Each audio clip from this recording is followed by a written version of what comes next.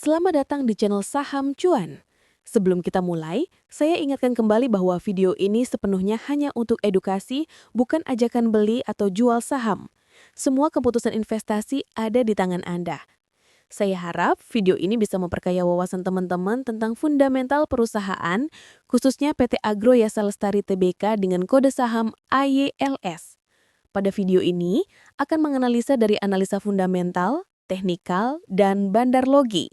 Video ini dibuat pada tanggal 10 Oktober 2025. Analisa fundamental. Analisa fundamental berfokus pada kondisi keuangan, efisiensi operasional, dan potensi pertumbuhan jangka panjang dari PT Agro Yasa Lestari Tbk, AYLS. Perusahaan ini bergerak di bidang agroindustri dan pengolahan bahan hasil perkebunan, terutama kelapa sawit dan turunan minyak nabati. Profil dan struktur bisnis. AYLS memiliki 3 segmen usaha utama. 1.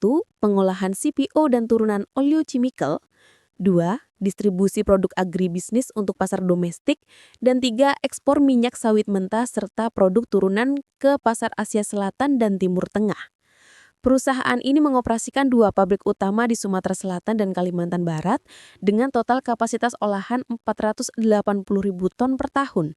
Hingga pertengahan 2025, utilisasi pabrik berada di kisaran 68%, naik dari 55% tahun sebelumnya. Kinerja keuangan 2024-2025. Berdasarkan laporan keuangan per Juni 2025, komponen 2024-2025 TTM perubahan pendapatan 1,28 triliun rupiah, 1,67 triliun rupiah plus 30,5%.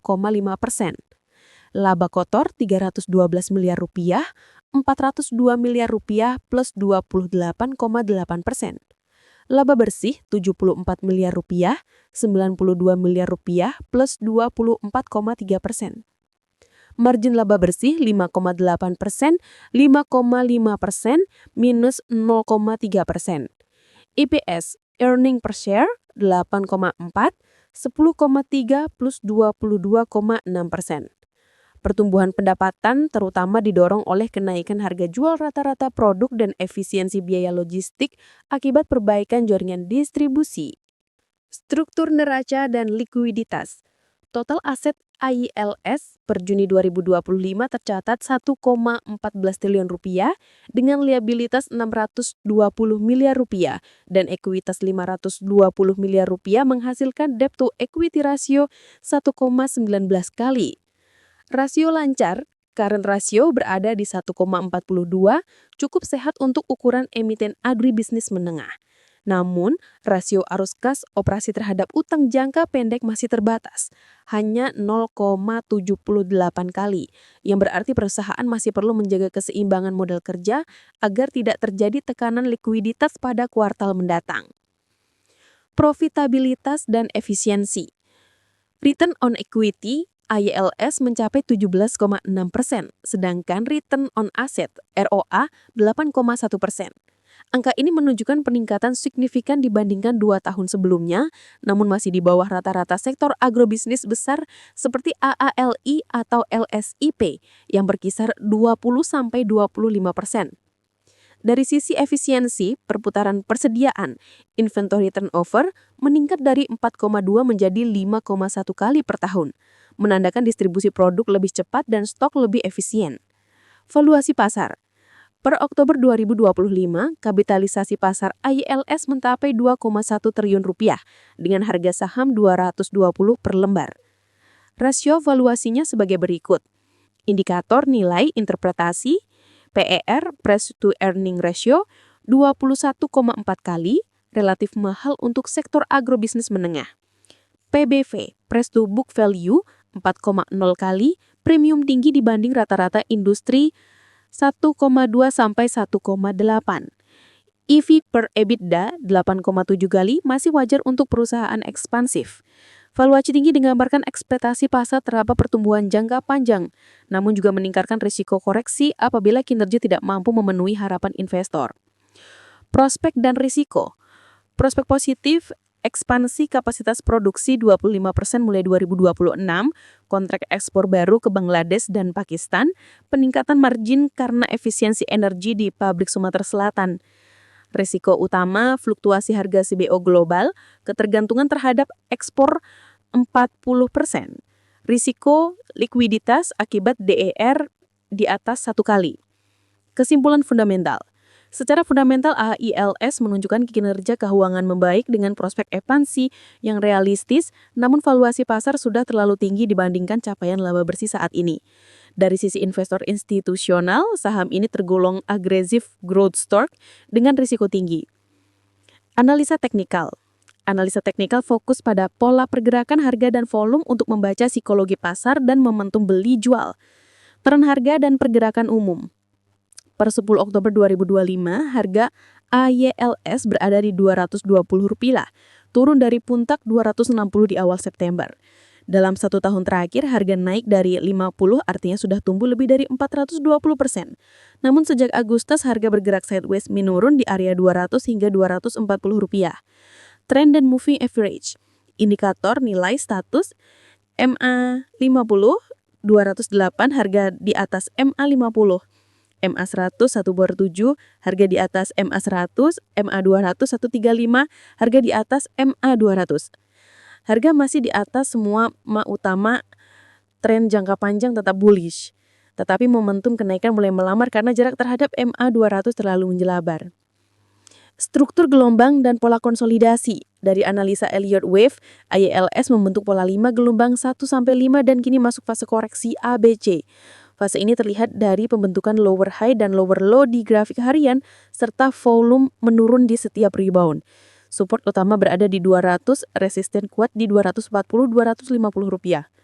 Indikator momentum, RSI 14 sama dengan 64,3 terhadap area overbought. MACD menunjukkan bearish divergence dengan histogram negatif. Stokastik 74,2 terhadap 80,5, kondisi jenuh beli. Semua indikator menunjukkan potensi koreksi jangka menengah. Volume dan aktivitas pasar. Volume rata-rata 20 hari terakhir 150 juta lembar per hari.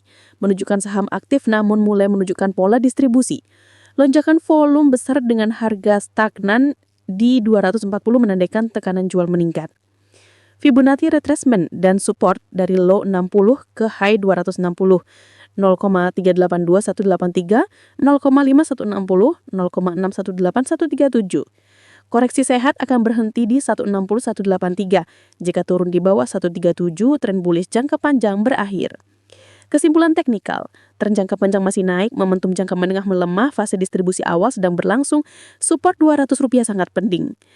Rekomendasi wait and see, hanya entry jika harga breakout di atas 240 dengan volume besar, stop loss di bawah Rp200. Analisa bandar logi. Analisa ini menelusuri pergerakan pelaku besar bandar melalui data broker, volume, dan distribusi saham. Struktur kepemilikan, PT Agro Yasa Utama 38,4%, investor individu M Santoso 12,7%, publik 49% dikendalikan plus minus 10 broker besar. Nominasi broker tertentu mengindikasikan potensi kendali pasar oleh pihak terkoordinasi. Fase akumulasi distribusi, fase periode pola. Keterangan akumulasi Januari-Mei 2025, harga naik perlahan dari 60 ke 100, broker YP, PD, NI, Netbase 310 juta lembar.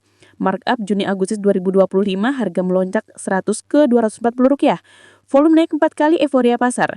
Distribusi Sep dan Oktober 2025, volume ekstrim, harga stagnan. Broker besar net sell 150 juta lembar. Distribusi aktif menandakan bandar mulai melepaskan saham ke publik di harga tinggi. Volume by price, area harga 60 sama 100 juta rupiah, 240 juta rupiah akumulasi awal. Harga 100 sampai 160 juta rupiah, 310 juta rupiah konsolidasi satu waktu. Harga 230 sampai 260 juta rupiah, 120 juta rupiah distribusi aktif. Sebagian besar saham berpindah ke perpublik di area atas.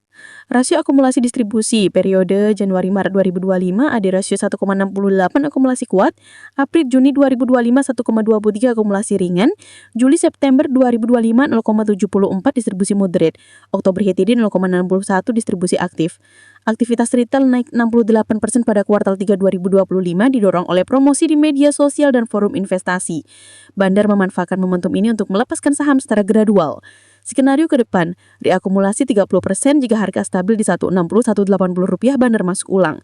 Full distribution 70% harga dibiarkan koreksi 1450 sebelum siklus baru dimulai.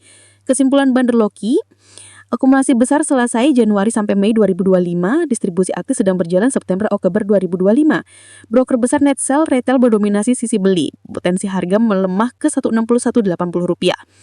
Kesimpulan akhir, aspek AYLS status fundamental cukup baik, valuasi mahal, pertumbuhan ada, tapi risiko tinggi. Technical bullish jangka panjang, lemah jangka menengah, potensi koreksi ke 160-180 rupiah. Bandar Logi distribusi aktif, tekanan jual meningkat.